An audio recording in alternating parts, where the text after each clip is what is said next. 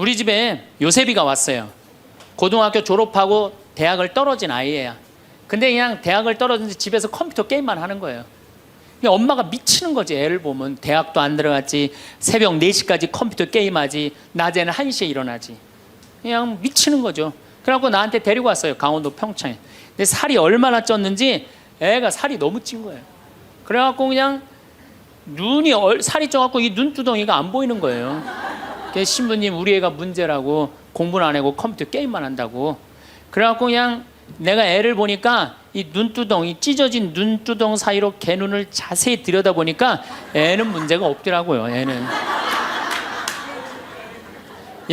근데 애가 살이 얼마나 쪘는지, 100kg인지 110kg인지 120kg인지 130kg인지 알 길이 없는 거야.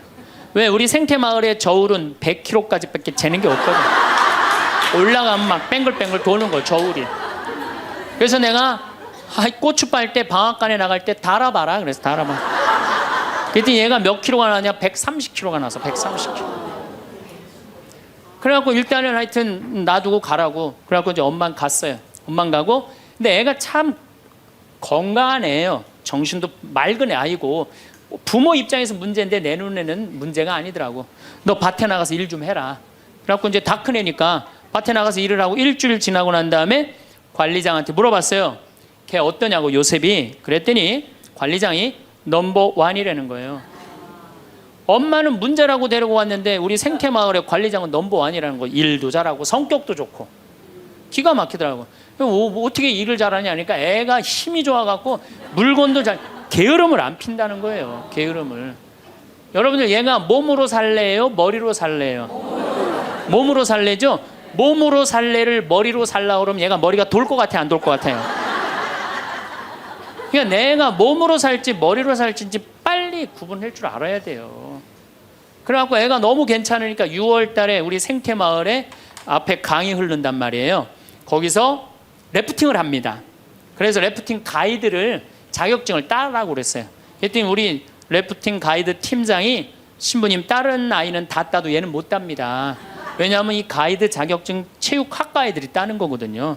배를 뒤집었다가 폈다가 강물에 뛰어 들어갔다가 강물에 또 올라오고 그래야 되는데 130kg짜리가 강물에 한번 빠지면 그만이지 어떻게 자격증을 땁니까? 그래도 우리가 협회 사람들하고 잘 아니까 좀 어떻게 좀 따게 좀 해라. 그래갖고 가이드를, 자격증을 보냈는데 얘가 금요일날 따갖고 왔어요. 기가 막힌 거죠. 어떻게 땄냐고 그러니까 그 주간에 비가 오지 않아갖고 배가 강바닥에 단 거야. 그래갖고 그냥 들어왔다 나갔다 자격증 따갖고 왔어요. 그리고 아이가 가이드를 하는데 인기가 최고예요. 최고. 너무너무 잘하는 거, 아이가. 그래갖고 이제 9월 달에 엄마가 와서 보니까 아들이 130kg짜리니까 116kg가 된 거야. 그러니까 살이 홀쭉 빠지고 눈빛이 초롱초롱해진 거야. 그러니까 엄마가 가자, 공부하러.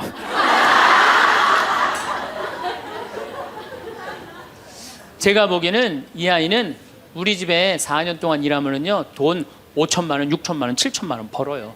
왜냐하면 우리 집에 일하면 돈 주거든요. 그럼 그 돈 모아갖고 사업을 해도 얘는 잘하는 애예요. 꼭 공부로 승부 걸 아이가 아니거든요. 그럼 신부님, 우리 애가 몸으로 살랜지 머리로 살랜지 기준이 어떻게 됩니까? 반에서 10등 안에 안 드는 놈들은요, 다 몸으로 살 놈들이에요. 여러분들 자식들 중에 반에서 10등 안에 안 드는 애들은 다 몸으로 살 애들이야. 독일은 초등학교 졸업하면서 중학교 올라가면서 갈릅니다. 대학 들어가래 아니면 기술 배우래. 그래갖고 갈러도 학교 선생님이 갈러놔도 우리 애가 왜 이 머리가 나쁘냐 이렇게 따지는 부모 하나도 없대요. 그러니까 그 독일 사람들은 그게 내 아이가 몸으로 살고 손으로 기술로 하는 걸 좋아한대요. 그리고 그렇게 아이가 살도록 도와준대요. 근데 우리는 만약에 그렇게 했다, 내가 교장 선생님들, 교감 선생님들한테 강의 한번 간 적이 있어요. 연수원에 가서. 그랬더니 교감 선생님들이 만약에 우리가 그런 결정을 하면 지금 학부형들한테 맞아 죽는다는 거예요. 우리나라 부모님들이 욕심이 너무 많은 거예요, 자식들한테. 그러니까 자식들이 희생당하는 거죠. 자식들이 희생당하는 거예요. 그러니까 독일은 대학을 졸업하는 비율이 아이들의 한 25% 정도밖에 안 된대요. 대학을 졸업하는 아이들이. 들어가는 애들도 많지 않고, 미국은 뉴욕 잘 사는 데가 대학 졸업하는 비율이 60%예요. 60%. 그런데 우리나라는 대학에 지금 입학하는 게 몇 프로냐면 92%예요. 아무나 다 대학 가는 거예요. 아무나 다. 그러니까 독일은 몸으로 살 애들이 75%야. 그렇죠? 그 다음 미국은 몸으로 살 애들이 40에서 50% 정도 돼요. 우리나라는 92%가 대학, 미국은 또, 미국이나 캐나다는 60%가 대학에 들어가도 졸업하는 건 그 중에 반밖에 못해요. 다 졸업 못해요. 그래서 그쪽에 가보니까 입학은 물어봐도 졸업은 물어보는 게 아니래요. 졸업하는 게 그렇게 어렵다는 거예요. 근데 우리는 92%가 들어가면 92% 거의 다 졸업을 하는 거야. 우리는 몸으로 살 애들이 8%밖에 안 돼. 머리로 살 애들이 92%고. 공장에, 농장에 일할 사람들이 있어요? 없어요. 그러니까 이 나머지 92% 중에 취직을 다 합니까? 40, 50%밖에 못 해요. 그러면 나머지 40%는요 한량으로 남는 거예요. 취직도 못 하고. 그럼 그 자식 보고 있으면 속에서 불이 나요, 안 나요? 불이 나죠? 근데 누가 잘못한 거예요? 부모가 잘못한 거예요. 처음부터 너는 머리로 안 될 것 같으니까 우리 몸 쪽으로 가자. 그래갖고 농사를 가르치든지 기술을 가르치면은 걔 벌써 취직해갖고 일했을 거예요. 근데 다 우리의 삐뚤어진 욕심 때문에 아이도 망가뜨리고 부모도 망가지고, 그래갖고 돈 쏟아 넣느냐고 노후 대책연금도 못하고. 그러니까 그냥 전 국민이 그냥 화 속에서 사는 거예요. 근데 우리가 왜 자식들한테 많이 더 화가 나느냐? 이유는 딱 한 가지예요. 공부 못한다는 거예요. 공부 못한다는 거. 공부 안 하고 딴짓 한다고. 사친구 때 공부 안 하고 컴퓨터 게임이나 하고 더욱이 눈 동그랗게 뜨고 부모한테 덤비면 화가 나요, 안 나요? 나죠? 그리고 그냥 문 쾅 닫고 자기 방에 들어가고 나오지도 않으면 속에서 불 나지 않아요? 근데 여러분들 자라면서 사춘기 때는 그러는 게 당연한 거예요. 사춘기 때는 방황할 수 있는 권리가 있는 아이들이에요. 사춘기 때는 자기가 방황하는 게 당연한 거예요. 얘네들은 권리예요, 방황하는 게. 혼란스러운 게. 근데 엄마들이 그걸 허락을 안 해. 내가 좀 마음이 산란하고 그냥 몸도 막 변하고 그냥 정신도 이상하고 여자 보면 가슴이 흥분되고 막 그래갖고 학교도 가기 싫고 그래갖고 그냥 마음이 산란해갖고 오늘은 학교를 하루 접고 명동에서 좀 고민 좀 해야 되겠다. 학교를 하루 안 갔어. 학교 선생님 엄마한테 애가 학교 안 왔다고 그냥 찾아보니까 명동에서 그냥 애가 그냥 왔다 갔다 하는 거야. 엄마 미치는 거죠. 엄마 뭐라 그래? 예, 너 방황은 나중에 지금 공부하고 방황을 엄마가 명동에서 대신해 줄 테니까 너는 지금 뭐 해야 돼? 공부해야 돼. 얘는 방황할 자격도 없는 거예요, 우리나라 애들은. 우리나라 애들은요 부모를 마귀로 보는 거, 마귀로. 자기를 괴롭히는 마귀로 보는 거예요. 부모가 어디 있어요. 사실은 여러분들 자식들한테 욕심만 포기하면요 자식들하고 싸울 일 하나도 없어요. 사실은 내 자식이 몸으로 살 놈인지 머리로 살 놈인지 빨리 판단해야 돼요. 신부님 결혼 생활을 한번 해보세요. 얼마나 화가 나나. 여러분들 누구 때문에 제일 많이 화가 나요? 남편, 아내, 자식들 때문에 화가 나죠. 이 자식들하고 관계를 보면은 자식 그냥 아무 잘못도 없는데 자기 화나면 자식들한테 뭐라고 폭언을 쏟아붓느냐면은 다 필요 없어, 너도 필요 없어, 그러죠? 밥이 넘어가냐? 뭐 이런 말 막 하잖아요, 자식들한테. 근데 여러분들 자식들한테 화로 키우면 그 화가 자기한테 돌아옵니다. 제가 한 15년 전에 용산 전자랜드에 내 후배 신부가 전축을 산다고 그래서 전축사로 갔어요. 그때 2월 15일경이었어요. 졸업 시즌이었어요. 전축을 사러 갔는데 그날 아마 아들이 이제 졸업을 했나 봐, 중학교를. 그래갖고 컴퓨터를 사준다고 엄마하고 아들하고 나온 모양이에요. 근데 엄마는 100만 원을 들고 나오고 아들은 그 컴퓨터 앞에서 150만 원짜리 컴퓨터를 자꾸 사고 싶어 하더라고요. 그러니까 이제 아들하고 엄마하고 하니까 엄마가 슬슬 열받는 거지. 아들이 그냥 100만 원짜리 사면 좋은데 150만 원짜리 자꾸 산다고 우기니까 엄마가 너무 열받으니까 이 감정을 조절하지 못하고 아들 귀싸대기를 때렸어요. 그 많은 사람들이 있는데 쫙 소리가 났어요. 난 전축 사다가 무슨 소린가 했더니 때린 거 엄마가. 그래갖고 내가 그 모자가 하는 게 하도 신기해서 전축 사는 걸 관두고 구경하기 시작했어요. 어떻게 되나. 근데 엄마가 너무 화가 나니까 이성을 잃으니까 뭐라고 그러느냐면은 너 지금부터 나한테 엄마라고 그러지 말고 아줌마라고 불러. 내 말 그렇게 안 들을 거면 아줌마라고 불러. 나 지금부터 네 엄마 아니야. 얘가 그냥 귀싸대기를 맞고 얼마나 창피해. 그 많은 사람들이 봤는데 막 울더라고 얘가. 그런데 막 울더니 계단에서 막 울더니 얘가 착한 애예요. 막 한참 생각하더니 자기가 잘못했다고 생각을 했는지 엄마한테 가갖고 엄마 미안해 내가 100만 원짜리 살게. 분명히 그랬거든 아들은. 근데 엄마는 이미 이성을 잃은 상태야. 그러니까 엄마가 웬만한 엄마는 고맙다 네가 그렇게 마음을 돌려줘서 그리고 내가 때린 거 미안하다 이래야 되는데 이 엄마는 완전히 이게 정신이 나간 엄마라 뭐라고 그러냐면 이놈의 새끼 아줌마라고 부르는데 왜 자꾸 엄마라고 부르느냐고.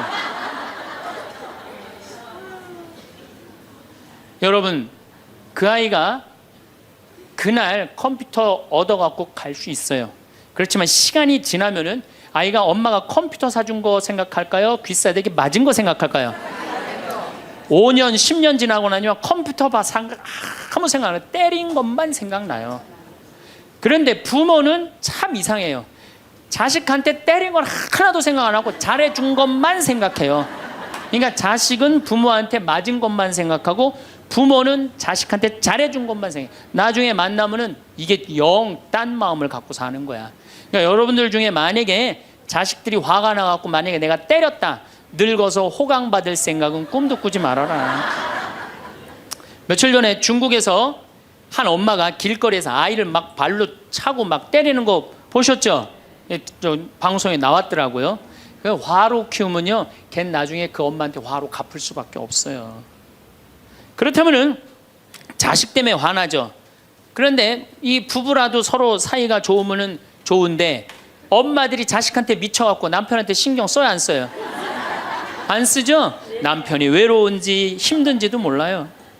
근데 자식들은 부부가 막 사랑스럽고 이렇게 다정하게 지내는 부모를 본 자식들은요 안정스럽게 자란대요. 근데 부부가 맨날 싸우고 막 이러는 자식들은요 굉장히 불안정하게 자란다는 거예요. 그래서 저는 정말로 감사한 게 저는 고등학교 졸업할 때까지 부부는 안 싸우는 건 줄 알았어요. 부부는 한 번도 부부 싸움을 본 적이 없어요 저는. 근데 내 고등학교 때 친구가 아이 뭐 술 먹자고 고등학교 때 왜 그러냐고 그러니까 아버지가 엄마를 때려갖고 눈탱이가 밤탱이가 됐다는 거예요. 자기 너무너무 괴롭다는 거예요. 그래서 저는 그때 충격받았어요. 어떻게 부부가 싸우느냐 그런 충격을 받았어요 저는.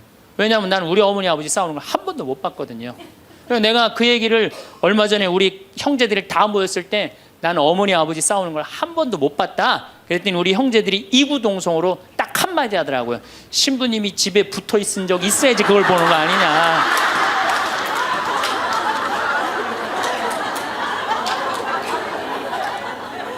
어쨌거나 저는 본 적이 없어요. 저는 굉장히 긍정적으로 자랄 수 있는 거죠. 근데 우리나라 남자들은 참 불쌍해요. 돈은 죽어라 벌지만 그 돈을 마음 느긋하게 써볼 수가 없어요. 그렇죠? 자식들 학원비에 대학 등록금 되다 보면은 30에 결혼해서 시집 장가 갈 때까지 60대까지 노예같이 사는 게 대한민국 남자들이에요. 이 남자들 짜증 나겠어요 안 나겠어요?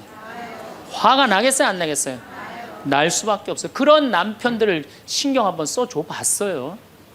정말로 정말 남편 정말로 남편을 왕대조 패줘봤느냐고. 여러분들 길 가는 사람이 여러분들 10,000원 주는 사람 있어요? 길 가는 남자가 당신 예쁘다고 10,000원 주는 남자 봤어요? 근데 여러분들 남편은 그냥 한 달에 뼈가 빠지게 벌어갖고 200만 원이든 300만 원이든 400만 원이든 갖다 바치잖아요. 그러면 그 남편한테 감사해야 될 거 아니야. 근데 그냥 감사는 안 하고 그냥 남의 김치찌개도 그냥 제대로 안 하면 그냥 못 끓이고 그냥. 자식이라고 있는 거 학원 다니다 보면은 밤 12시에 얼굴 보기도 힘들어요.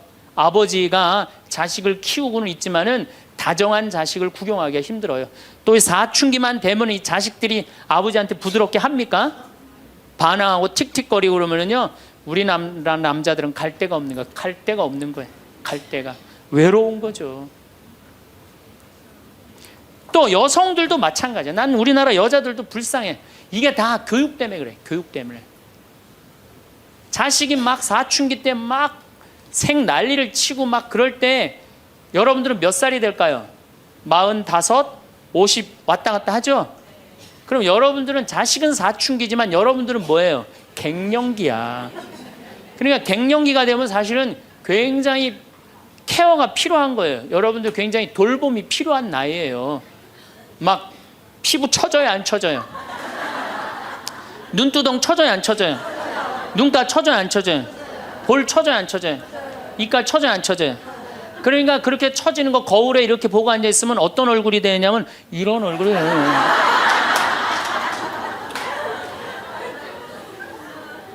사람은요, 눈가가 올라가야지 이쁘고 이가가 올라가야지 이쁘거든요. 그러니까 이제 50이 되면은 이쁜 게 하나도 없는 거야. 그러니까 젊은 여자들이 이쁘게 보이려고 화장할 때 어떻게 연필을 막 위로 그리잖아, 이렇게. 근데 50이 되면 연필로 그려도 결국은 어떻게 돼요? 끝이 떨어지잖아요.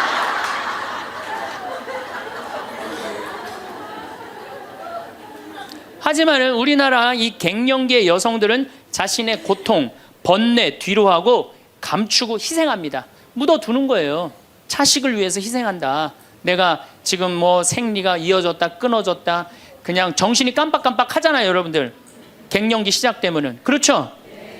지갑은 뒀는데 어디다 뒀는지 생각이 안 나는 그런 경우 참 많죠.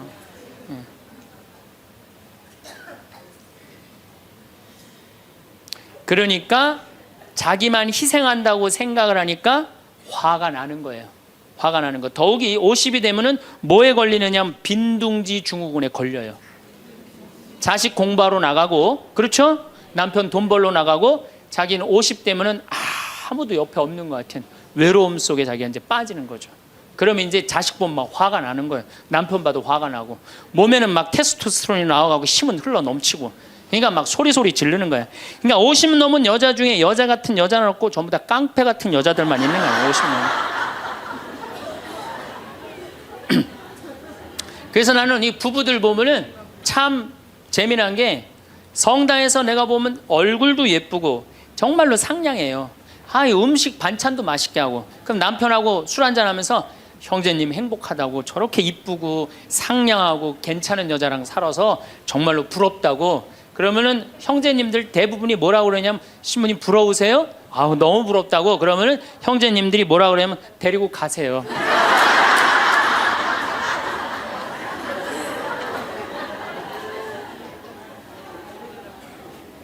그래서 부부가 서로 사랑하지 못하고 자식하고도의 애정을 쌓지 못하고, 그러니까 우리가 이제 화가 꽉 차 있는 거예요. 그러니까 이 화가 꽉 차 있으니까 정말로 상상하지 못하는 일들이 벌어지는 거, 우리 사회 안에서. 그러면은 화가 나면은 어떻게 이 화를 컨트롤을 해야 되느냐, 화를 다루어야 되느냐, 지금부터 그 얘기를 말씀드리겠습니다. 여러분들, 화가 나면 예수님만 보면 돼요. 우리가 인생이 답답할 때 누구만 보면 돼요? 예수님만 보면 됩니다. 요한복음 8장에 간음한 여자 얘기가 나옵니다. 자, 요한복음 8장에 간음한 여자 얘기가 나와요. 당시 2000년 전에 여자가 간음을 했다. 이건 당시 중동 지역에서는 어떻게 했느냐면 돌로 쳐서 그 여자가 돌에 맞아갖고 쓰러져갖고 돌 무더기를 만들어서, 이번에도 중동에서 그런 일이 있었죠. 사진을 보니까 진짜 돌 무덤을 만들어 버리더라고요. 근데 이 여자가 간음을 하다가 이번에 이 중동에서 그런 분은 남자하고 팔짱 끼고 나갔는지 그냥 외출했다고 그거 이유 하나로 그 처벌을 당했어요. 근데 이 여자는 현장에서 붙잡혔어. 중동에서 이 여자들은요 다 싸고 다녀요. 그만큼 여자를 사람 취급을 안 해요. 그런데 이 여자가 간음을 했어. 그러니까 남자들이 막 화가 날 것 같아, 안 날 것 같아요? 너무너무 화가 나는 거지. 이 여자는 여러분들 예뻤겠어요, 안 예뻤겠어요? 예뻤을 거예요. 왜냐하면 당시에 간음을 한다는 건 목숨을 걸었기 때문에. 이 여자 몸매는 어땠을 것 같아요? S라인에 S라인. 이게 벤지 엉덩이인지 구분도 안 되는 여자고 간음할 수가 없어요. 예쁜 여자가 다른 남자하고 대낮에 간음하다가 붙잡혔다. 남자들이 흥분할 수밖에 없어요. 그래갖고 막 눈이 뒤집어져 갖고 예수님은, 안 그래도 예수님한테 별렀어요. 왜? 요한복음 7장에 귀에만 대면 예수님을 죽이려고 그랬거든. 근데 이 사건이 8장에 일어나요. 8장에. 그러니까 모두를 용서해라, 사랑해라 이런 분하고 율법 1.1핵도 없어지면 안 된다. 그러니까 율법학자들이 예수님 앞에 이 여자를 패댕기를 치는 거예요. 당신이 이 여자 간음했는데 어떻게 하면 좋으냐고. 근데 예수님이 보니까 이 사람들이, 이 남자들이 너무너무 흥분해 있는 거야. 눈이 뒤집어진 거예요. 보니까 흰 눈동자 95%, 까만 눈동자 5%야. 눈이 확 뒤집어져 있는 거야. 근데 예수님은 참 지혜로우셔요. 흥분한 사람하고는 얘기를 안 하시는 거예요. 여러분들 두 사람이 막 싸워. 내가 말리로 들어갔어. 말리로 들어가면 나중에 흥분한 사람들 속에 뛰어들어가면 나중에 몇 명이 싸워요? 3명이 싸워요. 이게 눈에 뵈는 게 없을 때는요, 아무리 좋은 말도 귀에 안 들어오는 거예요. 눈에 뵈는 게 없을 때는. 예수님 딱 보니까 아니 이 사람들이 완전히 흥분해 있어. 그러니까 상대 안 합니다. 어떻게 하냐면 대꾸도 안 하고 바닥에다 뭘 쓰세요. 땅바닥에 뭘 쓰세요. 참 위대한 행동이죠. 흥분이 가라앉을 때까지 기다리시는 거죠. 저는 제 소원이 하나 있어요. 저는 본당 신부를 10년 동안 했는데 다행히 한 번도 뭐 교우들끼리 뭐 서로 싸워갖고 패가 갈린다든가 그런 적이 없어요. 그런데 이제 내가 다음에 이제 한번 본당에 나가면 주교님한테 가서 꼭 부탁하고 싶어요. 주교님한테 나는 어떤 본당에 나가고 싶냐고 부탁을 하고 싶냐면은 성당이 두 패로 나눠져 갖고 머리통이 터지게 싸우는 본당에 나 보내달라고. 내가 꼭 하고 싶은 게 있어서 그래요. 뭘 하고 싶으냐면은 내가 이제 머리통이 터지게 싸우는 본당에 발령받아 갔단 말이야. 딱 발령받아 가면은 양쪽 회장들이 딱 올 거 아니에요. 신부님, 저치들이 우리 성당 돈 다 빼먹었다고. 또 이쪽 회장들은 저치들이 우리 성당 분위기 다 깬다고 시시비비를 가려달라고 흥분이 돼갖고 오면은 나는 아무 말도 안 하고 사제관 방바닥에 뭘 써보고 싶어. 나 그거 꼭 해보고 싶어요. 여러분들도 만약에 남편이 나하고 얘기 좀 하자고, 남편이 흥분돼갖고 너 왜 우리 어머니한테 그렇게 못되게 대하느냐, 그래갖고 싸우자고 문을 열고 딱 들어가고 딱 봤는데 남편이 흥분을 했어. 눈동자를 보니까 흰 눈동자 95%, 까만 눈동자 5%야. 그러면은 부인이 그래 나도 할 얘기가 많다 해보자. 그러면은요 어떻게 될 것 같아요? 싸우고 귀싸대게 맞게 돼 있어요. 왜? 말로 싸우면요 남자는 여자를 못 이겨요. 남자는. 왜냐하면 여자는 하루에 25,000마디를 하고 남자는 하루에 15,000마디밖에 못 하거든요. 그러니까 말로는 여자를 이길 수가 없어요. 나는 우리 신부들 중에 수녀님하고 싸운 신부들 중에 수녀님하고 싸워서 수녀님을 이긴 신부를 본 적이 없어요.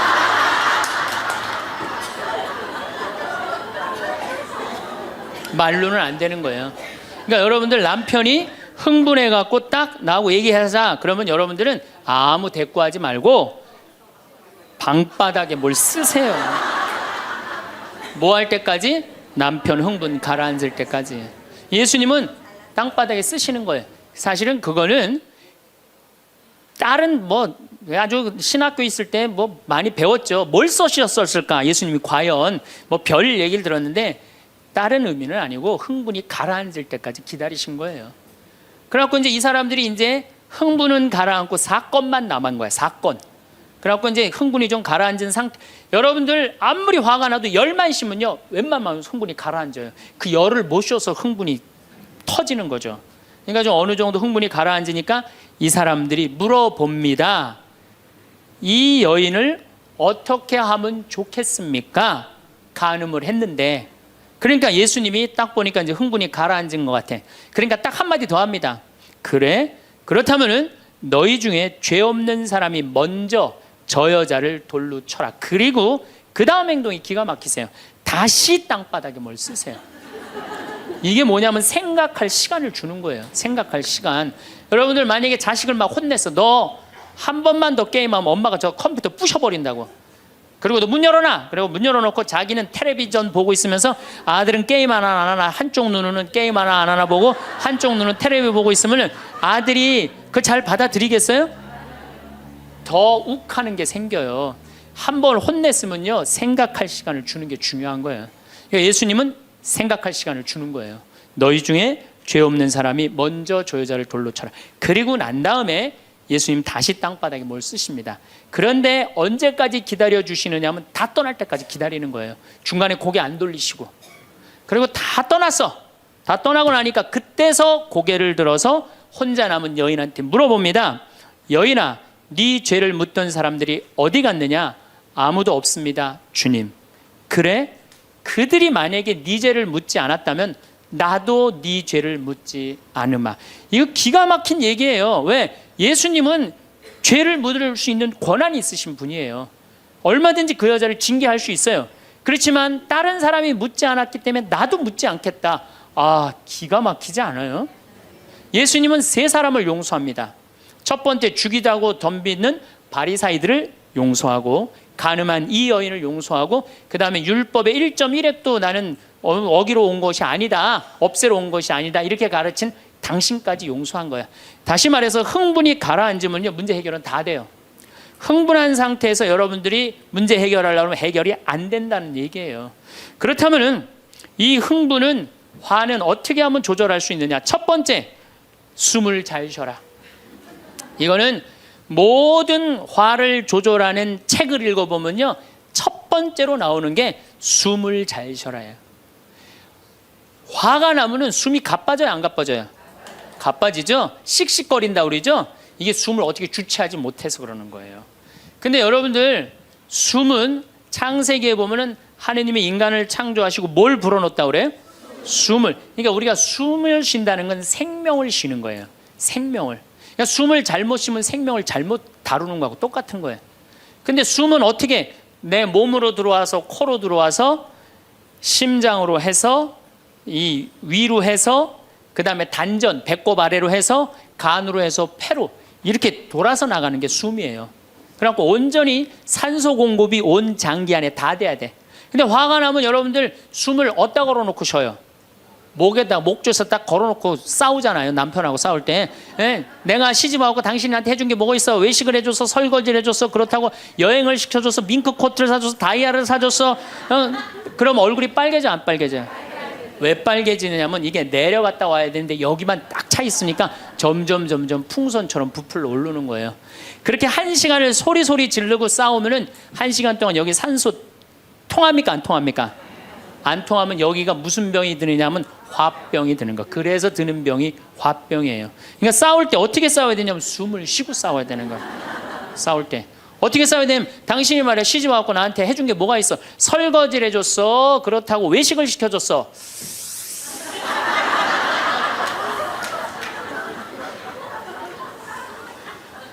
그렇다고 나 밍크 코트를 사줬어, 아니면 다이아를 사줬어. 당신 나한테 해준 게 뭐 있어? 내 시집 와서 고생만 했지.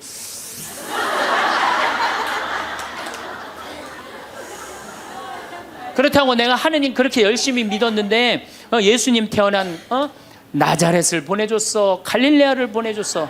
나 이 집에서 종처럼 일만 했는데 당신 뭐가 있다고 나한테 소리를 지르고 그래?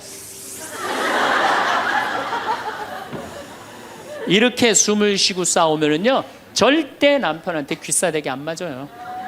남편이요, 차분히 얘기하게 돼 있어요. 근데 막 흥분을 끌어올리면서 얘기하면 사람 감정이 격해져 갖고 이성이 사라지는 거예요. 그래서 우리가, 내가 너무너무 화가 나면은 심호흡을 10번만 하면은 굉장히 문제가 해결된다는 거예요. 그래서 여러분들, 화가 나면 어떻게 해라? 숨을 잘 쉬어라. 두 번째, 화가 나면 어떻게 해라? 걸어라. 걷는 게 아주 중요합니다. 여러분들, 화가 날 때 묵주를 들고 나와서 동네 한 바퀴만 돌면은요, 알아서 마음이 정리가 돼요. 해결책도 알아서 나와요. 2시간, 3시간만 걸으면은요, 완전히 차분해져서 들어가요. 그러니까 화가 나면 그 자리에서 떠나야 되는 거, 무조건. 떠나는데 가만히 있으면 더 이게 일어나거든요. 그래서 이 꼼포스텔라라고 스페인의 야고보 성인 무덤 가는 800km, 그게 세계적으로 그렇게 인기가 좋은 게, 왜 인기가 좋으냐 하면은 그 걸으면서 사람이 치유가 다 되고 마음 정리가 다 되기 때문에 그러는 거예요. 그러니까 걷는 거는 건강에도 좋지만은 마음을 정리해 주는 게 걷는 거예요. 그래서 여러분들, 정말로 화가 나면 어떻게? 걸으세요. 그리고 정말로 큰 숙제가 있다, 내 인생에 큰 숙제가 있다 그러면은 도보 성지순례를 하세요. 도보 성지순례를. 저는 우리 교우들이랑 이 세남터에서부터 미리네까지 전체 교우가 밤 8시면 모여갖고 새벽 3시, 4시까지 저 미리네까지 걸었어요. 그 목요일, 금요일, 토요일, 일요일 4일을 걸었는데 그 한 400~500명 되는 교우들이 나한테 체험, 은혜 받은 얘기를 하는데 이건 보통 은혜 받은 게 아니에요. 허리 아프던 사람은 허리 다 낫고, 위장 아프던 사람은 위장 다 낫고, 마음 복잡한 사람 마음 정리되고, 사업이 막 안 돼갖고 괴로워하던 사람은 빛을 보고, 걷는 게 그렇게 우리 인생에 중요한 거예요. 그래서 내가 정말 문제가 있다, 세남터서부터 걸으세요. 세남터 우리 김대건 신부님 시신 모시고 미리네까지 원선쇼 할아버지가 그땐 청년이었지만 갔잖아요. 그 생각하고 걸으면요 여러분들 은혜 많이 받으실 거예요. 그러니까 화가 나면 어떻게 해라? 숨을 잘 쉬고 그 다음에 어떻게 해라? 걸어라. 그 다음에 화가 나면 화를 조절하는 방법 중에 세 번째는 잘 먹어라. 이게 먹는 게 화를 먹는 경우가 너무 많아요. 인스턴트 음식, 그렇죠? 이거 잘못 먹으면요 다 화가 들어있는 거예요. 그리고 고기 너무 많이 먹으면요 화냅니다. 여러분들 사슴 싸나워요 안 싸나워요? 안 싸납죠? 사자 싸나워요 안 싸나워요? 싸납죠? 사자 뭐 먹어요? 고기 먹죠? 사슴 뭐 먹어요? 풀 먹죠? 내 아들이 나한테 덤비는데 막 리모컨 던지고 막 자기 막 방문 부시고 그러면은요 애가 성격이 나빠서 그런 게 아니에요. 아, 내가 고기를 너무 많이 먹여서 그렇구나. 그래갖고 걔를 뭘 먹이냐면 6개월 동안 풀만 먹여보세요. 6개월만 지나면 완전히 온순해집니다. 그리고 여러분들 우리가 먹는 게 화가 너무 많아요. 아주 비근한 예를 하나 드릴게요. 달걀을 예를 드릴게요. 달걀을 여러분들 닭들 어떻게 달걀을 낳아요? 우리 지금 여러분들 보통 드시는 닭들 다 가둬놓고 하죠? 재웁니까 안 재웁니까? 안 재우죠? 재우지도 않죠. 공간이 조그맣죠. 스트레스 받으니까 옆에 닭 막 좁니다. 부리로. 그러니까 어떻게 하냐 부리를 잘라요. 못 쪼개. 그런 닭들이 놓는 달걀은 화가 들어있을까요? 안 들어있을까요? 화가 들어있는 거예요. 그런 음식들이 자연적이지 않은 음식들이 반자연적인 음식들을 우리가 먹는 게 문제예요. 우리 닭들은 내가 300마리 키우는데 막 날아다니면서 놓는 알들은 벌써 향이 좋아요. 딱 깨서 먹으면 아주 고소하고. 그런데 일반 그 시중에서 이렇게 사는 닭들은 막 약간 좀 비리고 이런 냄새, 그 스트레스 받는 거예요. 그럴 만큼 먹는 게 중요한 거예요. 그래서 자연식이라는 게 우리한테 그래서 중요한 거예요. 그래서 이 화도 커피 많이 먹으면 막 심장 두근두근 거려요, 안 거려요? 그런 상태에서 화나는 일이 있으면 폭발합니다. 그러니까 먹는 게 아주 중요하다. 네 번째, 우리가 화를 잘 다스리려면은 이게 음양의 조화, 인생을 좀 즐길 줄 알아야 돼. 인생을. 하느님이 6일 일하고 7일째 쉬셨어요, 안 쉬셨어요? 쉬셨죠? 그럼 여러분들도 일하고 쉬어야 돼, 안 쉬어야 돼요? 쉬어야 돼요. 근데 우리는 잘 안 쉬어. 하느님이 태양도 동그랗고 달도 동그랗고 산도 동그랗고 사람 머리도 동그랗고 이렇게 동그랗게 만들어 놓으신 이유는 동그랗게 살라고 그런 거예요. 그런데 우리 평창에 내가 생태마을에서는 운전하고 읍내에 나가면은 한 번도 빵빵거리는 소리를 못 들어요. 근데 서울만 딱 오면은 여긴 다 네모나고 삐죽해. 그러니까 네모나고 삐죽한 거 보는 사람들 딱 1초만 늦게 출발해도 빵빵거리고 난리도 아니에요. 그러니까 여러분들 음양의 조화를 잘 이루어야 돼요. 남녀 뭐 쉬는 거 이런 게 굉장히 중요한 거거든요. 그래서 좀 어디 가서 그러니까 우리 생태마을 같은데 1년에 일주일씩 와서 조용히 기도하고 쉬고 가면은 영혼이 편안한 거죠. 그러니까 여러분들 지금 나이 60 드신 분들 60년 일했으면 나머지 인생은 즐거워야 돼, 안 즐거워야 돼? 즐거워야 돼. 그러니까 그런 음양의 조화를 잘 해야 된다. 다섯 번째, 제일 중요한 거, 화가 안 나는 최고 좋은 길은 뭐냐면 자기 자신한테 잘해주면 돼요. 내가 행복하면은 절대 화 안 납니다. 얼마 전에 우리 집에 대장암으로 온몸에 퍼져서 돌아가신 분이 계세요. 자매님이 나보다 1살 많은데 죽기 일주일 전에 나를 딱 끌어안고 울면서 이런 말을 했어요. 신부님, 나는 내가 이제 곧 죽을 것 같은데 나는 남편한테도 안 미안하대요. 왜 안 미안하냐면 남편 평생 집 돌본 적이 없대요. 그래서 하나도 안 미안하대요. 그리고 자식한테도 안 미안하대. 왜? 대학까지 자기가 이 빌딩 청소해갖고 대학까지 졸업시켰대요. 그런데 누구한테 미안하냐면 자기한테 미안하대.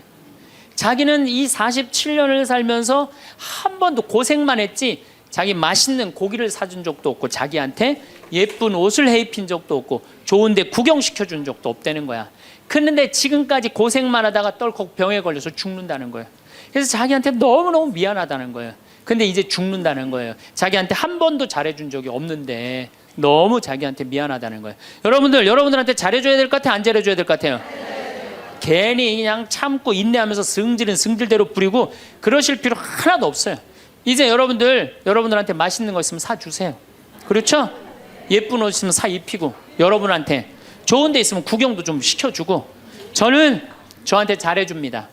왜 잘해주느냐 하면은 나는 본당을 떠나 있기 때문에 본당 총회장님도 없고 부회장님도 없고 성무회장님도 없어요. 그러니까 나 고기 먹고 싶으면 사주는 사람 아무도 없어요. 내가 고기가 먹고 싶으면 내가 사줘요. 베네딕토 고기 먹고 싶냐? 가자, 내가 오늘 사줄게. 난 내가 데려와서 내가 사줘, 나한테. 그러니까 스트레스 받는 일이 없는 거예요. 남한테 섭섭한 것도 없고. 그래서 제가 항상 하는 얘기지만 집에서는 엄마가 행복해야 돼. 그래야지 자식이 행복한 거예요. 집에서는 아내가 행복해야 돼. 그래야지 누가 행복해? 남편이 행복한 거예요. 집에서는 며느리가 행복해야 돼. 그래야지 누가 행복해? 시어머니가 행복한 거예요. 그러니까 여기 계신 여러분들이 행복해야지 대한민국이 행복한 거예요. 이제는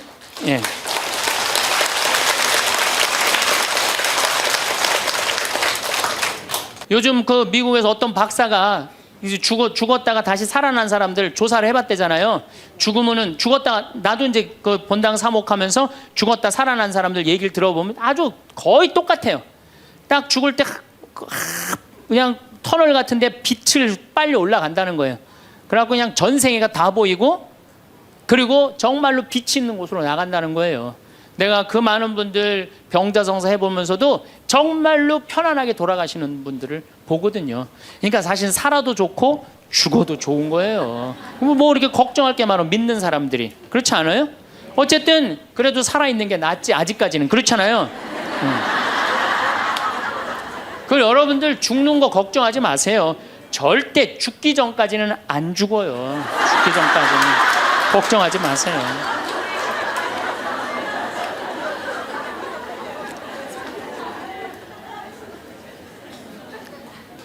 제가 사는 강원도 평창 생태 마을에는 제가 황토집을 전해서 암 환자들이 많이 오십니다. 근데 벌써 한 3년 전 얘기예요. 3년 전에 우리 집에 암 환자 자매님 한 분이 오셨어요. 한 분이 오셨는데, 이분이 5월 달경에 오셨는데 완전히 얼굴이 새카마신 분이에요. 남편이 뭐라고 그러느냐면은 간까지 다 암이 전이 돼서 3개월밖에 못 살 거라고. 신부님 마지막으로 황토집이 좋아서 왔노라고. 그래서 신부님이 좀 살려달라고. 내가 무슨 재주로 살려줘요, 제가. 그래서 좀 우리 집에 내가 행복론 강의라니까 행복론 강의 좀 들으라고. 근데 마침 그때 암 환자들이 한 10분 정도 있었어요. 그런데 그 암 환자들하고 다른 분들하고 강의를 하는데 10분이 다 웃는데 그 자매는 안 웃는 거예요. 왜 안 웃느냐? 이제 3개월밖에 안 남았기 때문에 그게 너무 걱정이 되니까 내 강의가 재밌지도 않고 웃기지도 않은 거예요. 2시간 내내 무표정한 표정으로 앉아 있더라고요. 그래서 강의 끝나고 내가 자매님을 불러서, 자매님 나하고 얘기 좀 하자. 자매님 뭐가 이렇게 걱정이 많으냐? 자매님 지금 근심 걱정은 3개월에 죽는다는 거 걱정을 하는데 3개월에 죽을지 3년 후에 죽을지는 아무도 모른다. 그리고 사실은 오늘 저녁에 교통사고로 죽는 사람도 많고 물에 빠져 죽는 사람도 많다. 우리는 하루를 즐겁게 살면 된다. 내일 걱정은 내일이 알아서 한다. 여러분들 마태복음 6장에 그 얘기가 나오죠. 무엇을 먹을까? 무엇을 마실까? 무엇을 입을까? 걱정하지 말아라. 하늘에 나는 새도 하느님이 먹여준다.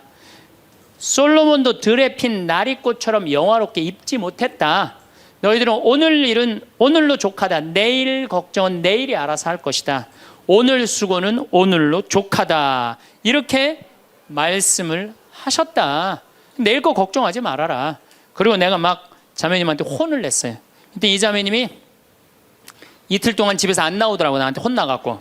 나한테 위로받을 줄 알았더니 그 이틀이 지나고 나서 자매님이 그러더라고. 신부님 생각을 해보니까 내가 남은 3개월 동안 이제까지 하느님의 50년 동안 베풀어 주신 은혜 감사하기도 시간 모자라다는 생각이 든다는 거예요.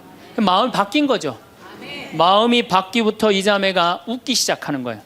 막 웃기 시작하는 거예요. 강의를 듣고 웃고 막 그 동료 환자들하고도 산책 다니면서 웃고. 사람이 웃으니까 참 보기 좋더라고요. 얼굴은 까맣게 됐지만은.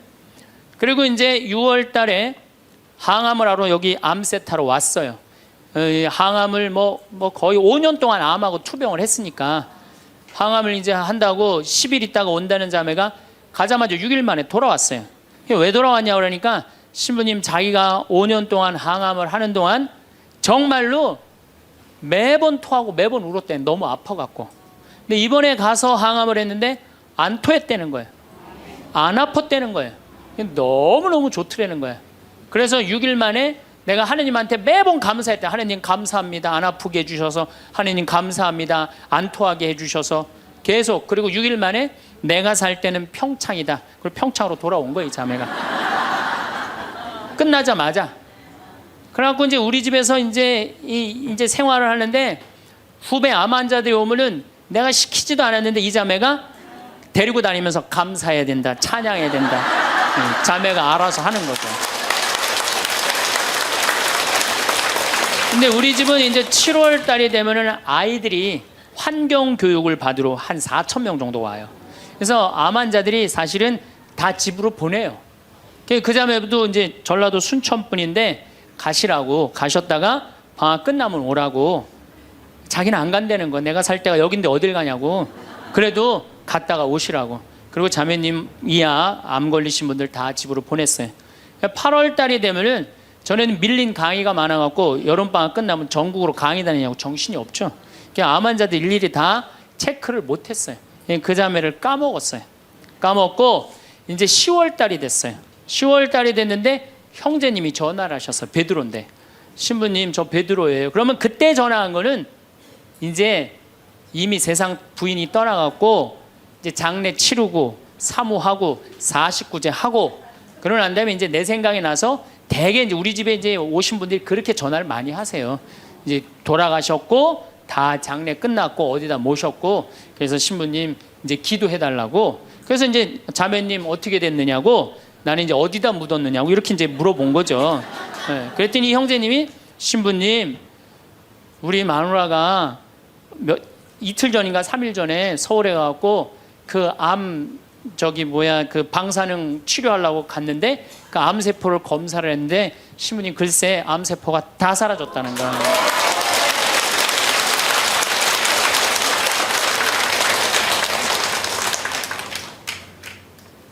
축하한다고. 근데 산책을 나갔다는 거예요. 아, 그렇다고. 예.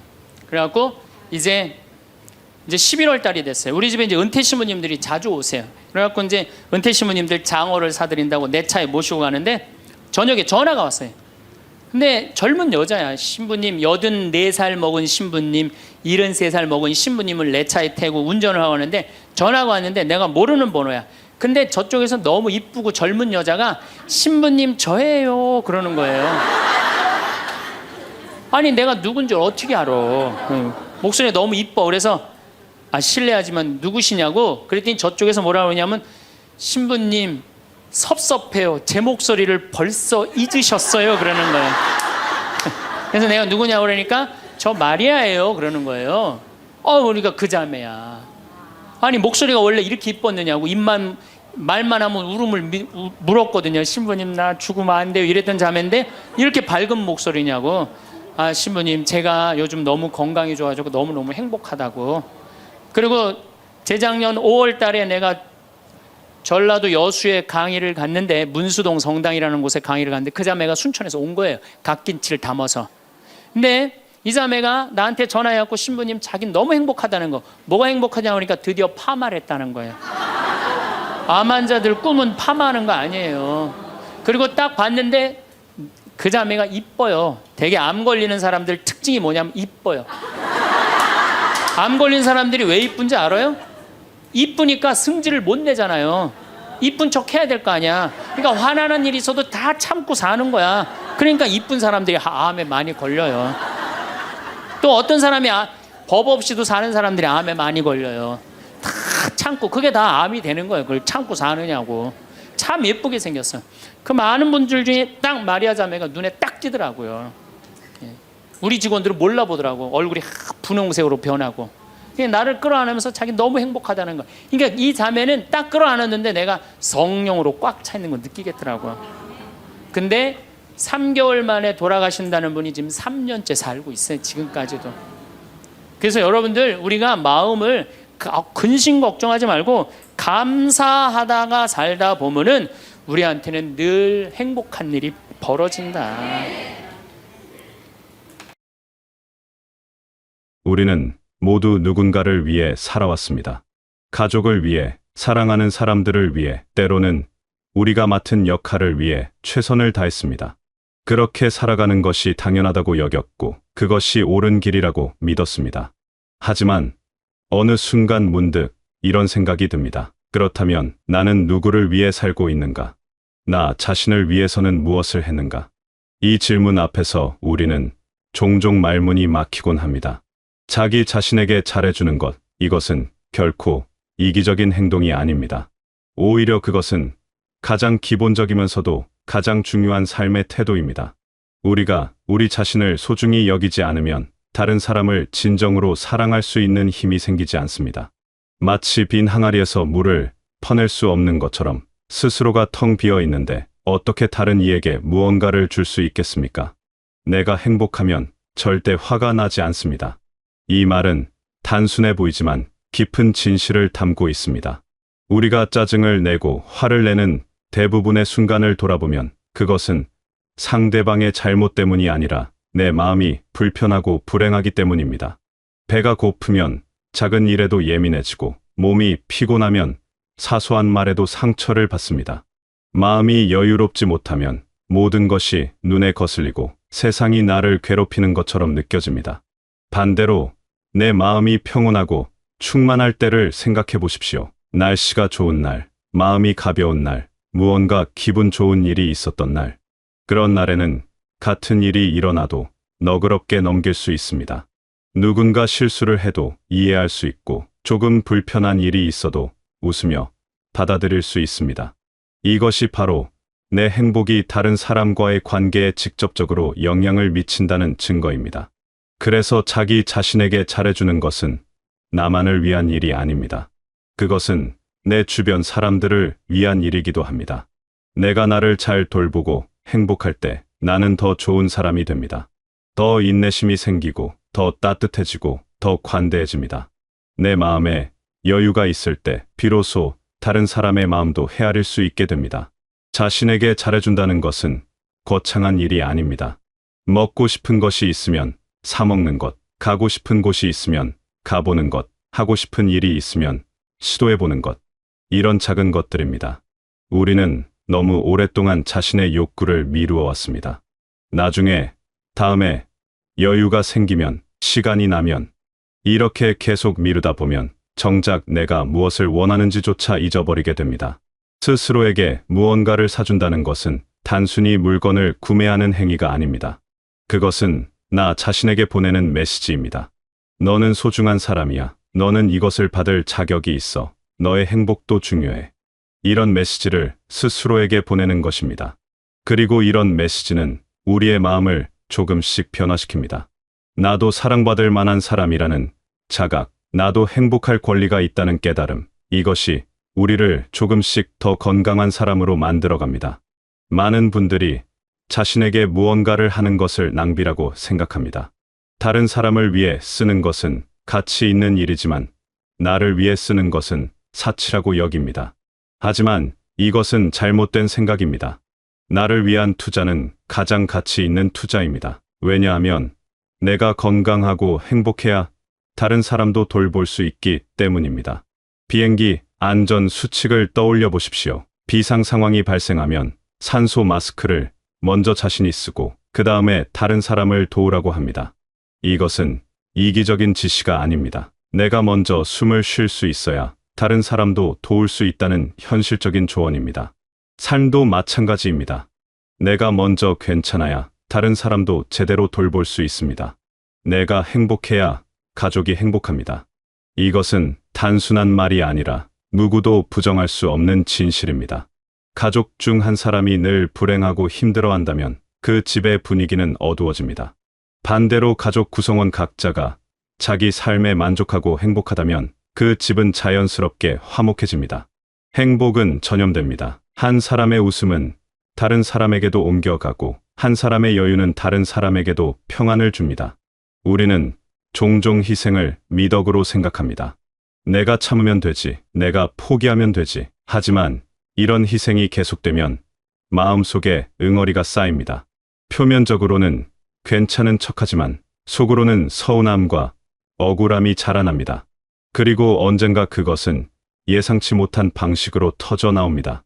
작은 일에 과도하게 화를 내거나 관계없는 사람에게 짜증을 내거나 아무 이유 없이 우울해지거나 이것은 모두 억눌린 감정의 분출입니다. 진정한 사랑은 희생에서 나오지 않습니다. 진정한 사랑은 충만함에서 나옵니다. 내 마음이 풍요로울 때, 내가 행복할 때, 그때 비로소 다른 사람에게도 진심으로 베풀 수 있습니다. 억지로 참고 희생하며 주는 것은 사랑이 아니라 의무입니다. 그리고 의무로 주는 것은 결국 양쪽 모두를 지치게 만듭니다.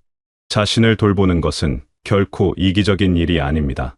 오히려 그것은 책임감 있는 행동입니다. 내가 무너지면 내 주변 사람들도 영향을 받습니다. 내가 지치면 다른 사람을 돌볼 여력이 사라집니다. 그래서 나를 돌보는 것은 나뿐만 아니라 내가 사랑하는 모든 사람을 위한 일입니다.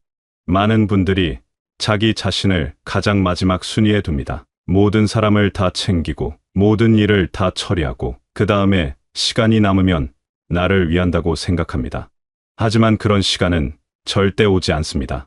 항상 해야 할 일이 있고 항상 누군가 나를 필요로 하기 때문입니다. 그래서 나를 가장 마지막에 두면 결국 나는 영원히 뒷전으로 밀려나게 됩니다. 순서를 바꾸어야 합니다. 나를 가장 먼저 챙기는 것입니다. 아침에 일어나서 가장 먼저 내 몸과 마음의 상태를 확인하는 것입니다. 오늘 나는 무엇이 필요한가? 오늘 나는 무엇을 하고 싶은가? 이것을 먼저 생각하고 그 다음에 다른 일들을 처리하는 것입니다. 이것이 이기적으로 보일 수 있지만 실제로는 가장 현명한 방법입니다. 내가 아침에 충분히 쉬고 상쾌한 마음으로 하루를 시작하면 그날 하루 동안 만나는 모든 사람에게 더 좋은 사람이 될 수 있습니다. 내가 먹고 싶은 것을 먹고 만족스러운 식사를 하면 오후 내내 기분이 좋아집니다. 내가 하고 싶은 일을 조금이라도 하면 마음에 활력이 생깁니다. 이런 작은 것들이 모여서 내 하루를 만들고 내 인생을 만듭니다. 자신에게 잘해주는 것은 습관입니다. 처음에는 어색하고 불편할 수 있습니다. 평생 다른 사람을 먼저 생각하며 살아온 분들에게는 특히 그렇습니다. 나만 생각하는 것 같아서 죄책감이 들 수도 있습니다. 하지만 이것은 잘못된 죄책감입니다. 나를 돌보는 것은 잘못이 아니라 필수입니다. 작은 것부터 시작하면 됩니다. 오늘 하루 내가 정말 먹고 싶은 것을 먹어보는 것. 다른 사람 눈치를 보지 않고 다른 사람 입맛에 맞추지 않고 오직 내가 원하는 것을 선택하는 것. 이것만으로도 큰 변화가 시작됩니다. 내 의견이 중요하다는 것, 내 욕구가 가치 있다는 것을 스스로에게 증명하는 것입니다. 다음 단계는 시간을 내는 것입니다. 하루 중 짧은 시간이라도 오직 나만을 위한 시간을 갖는 것입니다. 그 시간에는 아무도 방해하지 못하게 하고 아무 의무도 지지 않습니다. 그저 내가 하고 싶은 것을 합니다. 가만히 앉아 있어도 좋고 산책을 해도 좋고 좋아하는 일을 해도 좋습니다. 중요한 것은 그 시간만큼은 온전히 나를 위한 시간이라는 것입니다. 이렇게 조금씩 자신을 돌보다 보면 놀라운 변화가 일어납니다. 마음에 여유가 생기기 시작합니다. 작은 일에 짜증이 나지 않습니다. 다른 사람의 실수를 이해할 수 있게 됩니다. 관계가 편안해집니다. 이것은 내가 나를 사랑하기 시작했기 때문입니다. 내가 나를 사랑하면 다른 사람도 더 잘 사랑할 수 있습니다. 행복은 조건이 아니라 선택입니다. 모든 조건이 완벽해질 때까지 기다리면 평생 행복할 수 없습니다. 지금, 이 순간에도 행복할 수 있습니다. 지금 내가 가진 것에 감사하고 지금 내가 할 수 있는 작은 일로 나를 기쁘게 하는 것. 이것이 행복의 시작입니다. 우리는 모두 행복할 자격이 있습니다. 무엇을 했든 어떤 삶을 살았든 우리는 모두 행복을 누릴 권리가 있습니다. 이것은 누가 허락해 주는 것이 아니라 타고난 권리입니다. 하지만 이 권리를 사용하려면 용기가 필요합니다. 다른 사람의 눈치를 보지 않고 세상의 기준에 휘둘리지 않고 나 자신의 행복을 선택하는 용기. 이 용기를 내는 것이 자신에게 잘해주는 첫걸음입니다. 가족의 행복을 원한다면 가장 먼저 해야 할 일은 내가 행복해지는 것입니다.